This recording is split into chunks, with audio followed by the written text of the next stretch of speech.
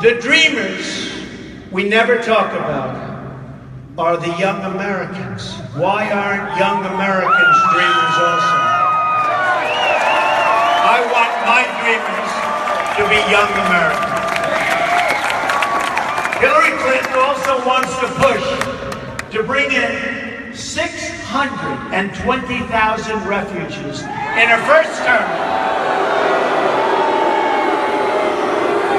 A large number of whom come from countries where women and gays are horribly brutalized, which will weaken our tolerant way of life.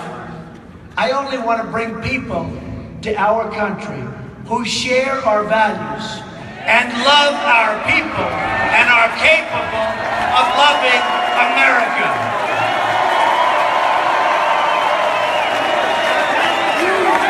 Importantly, I will also create millions and millions of jobs for our people. We are going to cut taxes, reduce regulations, fix our trade deals, unleash American energy, and repeal and replace the horror show known as Obamacare.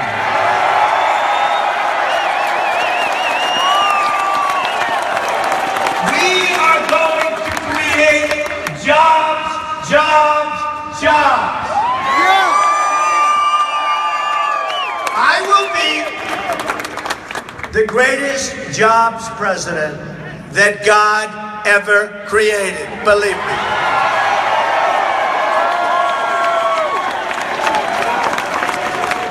So we're gonna have millions and millions of jobs. Jobs like you have never seen in this country before, because our jobs are being stolen from us.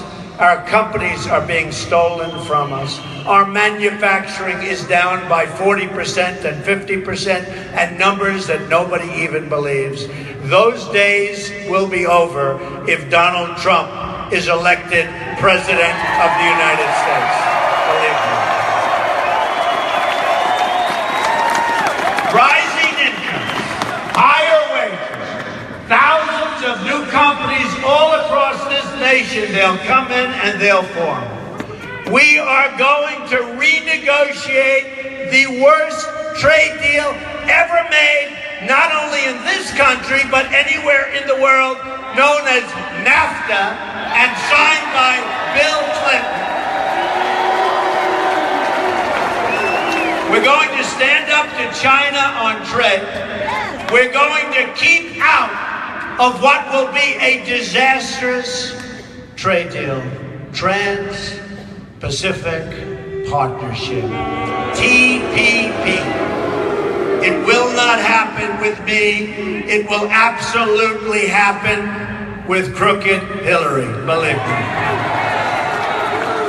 This state has lost more than 40% of its manufacturing jobs since Bill Clinton signed NAFTA, and it's lost 1 in 4 manufacturing jobs since he put China into the World Trade Organization. Both deals supported by Hillary Clinton. Horrible deals, destructive deals. What those deals have done to our jobs and to our country. We are going to bring back jobs to Mississippi. And in North Carolina, which has treated me so well. And Ohio. And to Michigan, where our auto plants are leaving and leaving and leaving and going to Mexico and other places. And to Pennsylvania, where I went to school, and to Maryland, and all across this land. We're going to bring our jobs back. And we're not going to let our jobs be taken away.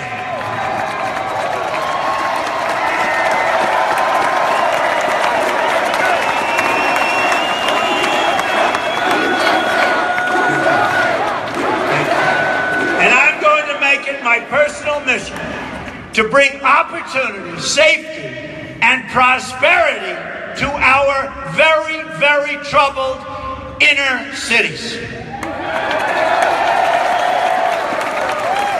The Democratic Party has failed and betrayed the African American community.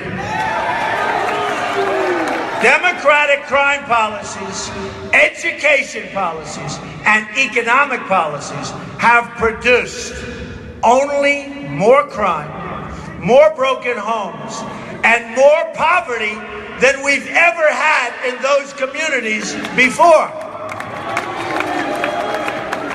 Nearly 4 in 10 African American children live in poverty. 58% of African American youth are not working. More than 2,700 people have been shot in Chicago since the beginning of this year alone. Violent crime has risen 17%, and in America's 50 largest cities, it's only going one way, folks, and that's up. Homicides are up nearly 50% in Washington, D.C., and more than 60% from last year in Baltimore. The Democratic Party has taken the votes of African Americans totally for granted, and they've done nothing in return. They just assume they'll get your support, and they've done nothing, absolutely nothing, to deserve it. It's time to give the Democrats some competition for African American votes and for Hispanic votes. It's time to rebuild the inner cities of America and do it properly. It's time to reject the failed leadership of a rigged political system, and I was the first to use that term. It's a rigged, disgusting system. To those hurting and suffering and left behind, I say, what do you have to lose by trying something new? What do you have to lose by voting for Donald Trump for president? I will fix the problem. I will fix the problem.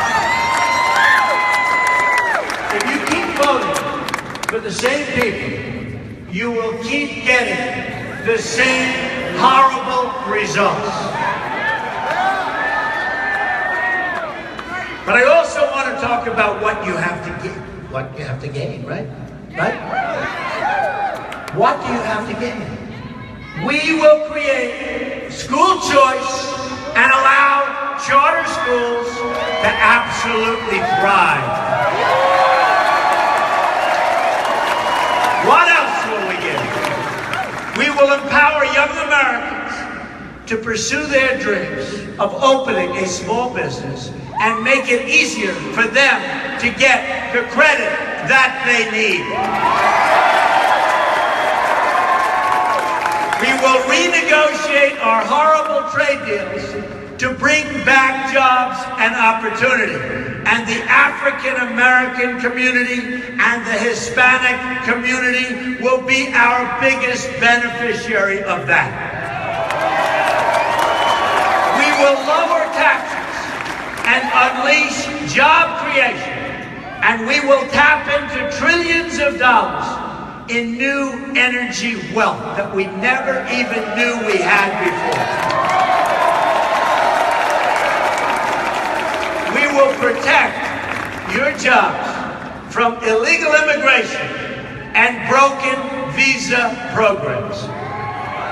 And we will rebuild the roads, the bridges, the infrastructure, the tunnels, the airports in your communities. And we will rebuild it with our companies, with our steel, and with our labor.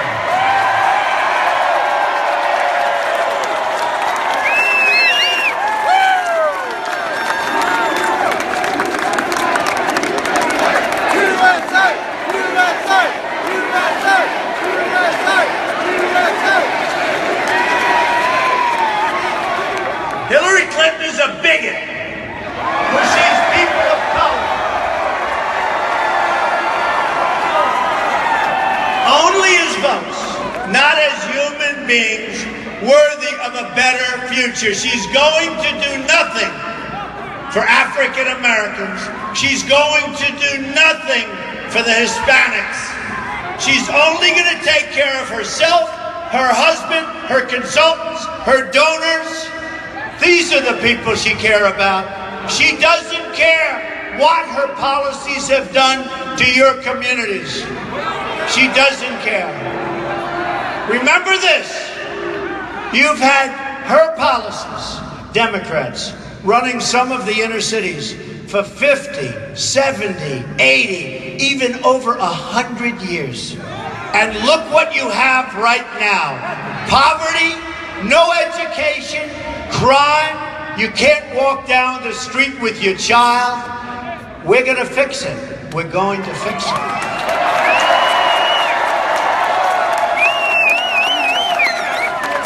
Hillary Clinton has no remorse. I will fight to create a better future for every American.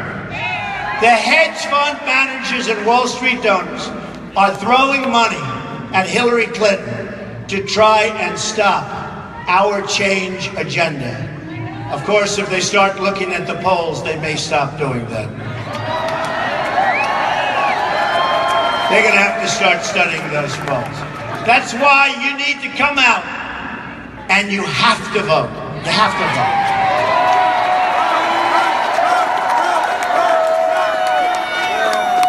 That is why you must make your voice heard on November 8th. You have to do it. Another crucial issue in this race is national security. Hillary Clinton may go down as the worst Secretary of State that has ever served in that office.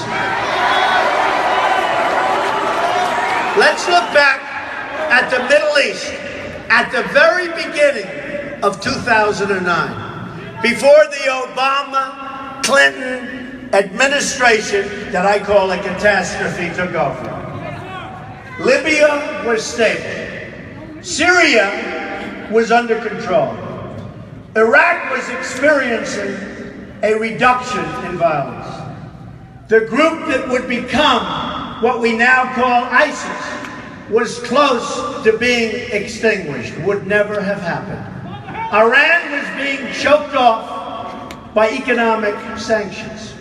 Fast forward to today, after spending $4 trillion, maybe $5 trillion, nobody even knows how much money has been sucked out of our country. What have the decisions of Obama